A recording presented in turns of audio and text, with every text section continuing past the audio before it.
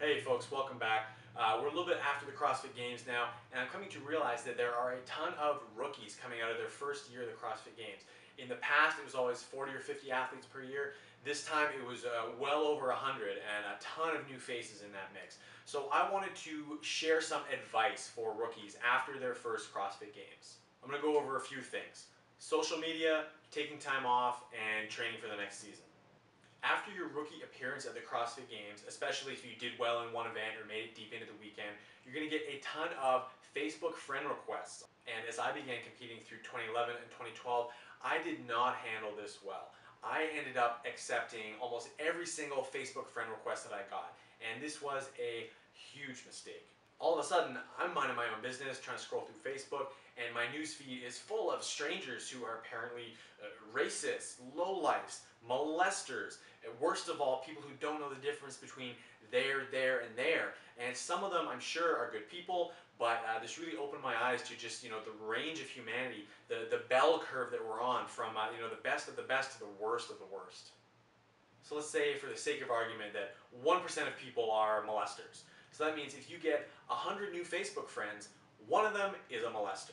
If you get 1,000 new people following you on Instagram, 10 of them are molesters. If you look at Matt Fraser, Tia Claire Toomey, they got upwards of 1 million followers. That means 10,000 of Matt Fraser's followers are molesters. And this is a pretty staggering number, and it was pretty telling in some of Matt Fraser's post-competition interviews where he made it pretty clear. He was thanking his sweetheart and his manager, his inner circle, the people close to him. I think he's well aware, and it's pretty clear that he's not bending over backwards and going far out of his way to try to please everybody and thank everyone in the community, because he would be directly thanking molesters. On the flip side, it seemed like Tia Claire Toomey took a bit of a different approach, where she seemed to put a bit more focus into making sure she was thanking all the crowd and the spectators and the supporters and the fans.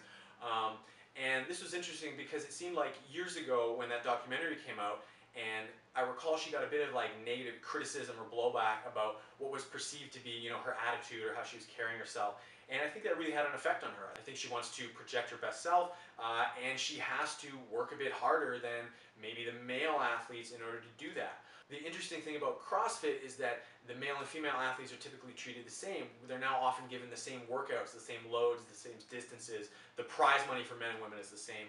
But it seems like we still have some of our social biases creeping into what we allow a male athlete, a male champion to hold in terms of an attitude and how they present themselves versus what we expect, what we demand out of a female champion. So moving on, let's talk about taking some time off after the games. Now, whether you were a top 10 athlete getting deep into the weekend or you got eliminated in that first cut, I think there's still pretty good reason to make sure you take some downtime after competing. The experience of the CrossFit Games as a whole can be a little bit traumatic, can feel like you've been in a car accident, especially if you're someone who is prone to falling off the top of a cargo net and breaking a rib. You're exposed to a lot of environmental stress in terms of the heat and the climate. You're exposed to a lot of novel movements, heavy loads, a lot of mechanical stress. And you're exposed to a lot of mental stress and emotional turmoil, feeling like your head is on the chopping block and Dave Castro is about to snap you out of existence. So making sure you and your coach take a step back, take some time, relax, enjoy the summer, crush some beers and some pizza, and really give your body time to regenerate before you launch into the next season, I think it's going to be beneficial. Now, of course, if you're a national champion and maybe you got cut on the first day, you're feeling super fresh, then yeah, sure. Maybe ramp up your training pretty soon for the Open. Try and get that national champion spot again. You might get another ticket to the games. I've been thinking lately that we've been complaining for the past season about how RIP regionals, bring back regionals, we missed regionals. But guys, I think regionals is still there. It's just been moved to right before the CrossFit Games. Essentially, what we have now is a worldwide regional, and it takes place on the Thursday and Friday before the CrossFit Games, which is basically Saturday and Sunday. So if you think about it like that, you, as a CrossFit Games athlete, you might not necessarily need to up your training to 3 a day crazy training volume for the CrossFit Games. Still maybe think about it as kind of regionals level training. You need to be able to run and gun really fast, dash through one of these typical CrossFit workouts, maybe with some complex movements, but really being able to sort of rev that engine high so you can get through that first and second cut. So of course now we're already talking about the final point, which is just training in the off season. The main piece of advice here is don't mess with what works. You see a lot of people gain some success at the CrossFit Games, and then they think, okay, now I'm a CrossFit Games athlete. Now I'm the real deal. Now I need to change things around and train like like a Matt Fraser or a Rich Froning. But you're forgetting, hey man, you are the real deal. You are a games athlete. You've done what's necessary to get yourself there, and there's no reason to throw all that in the trash in favor of chasing some pipe dream of doubling your output all of a sudden overnight. So that's all, folks. That's my advice for games rookies after this year.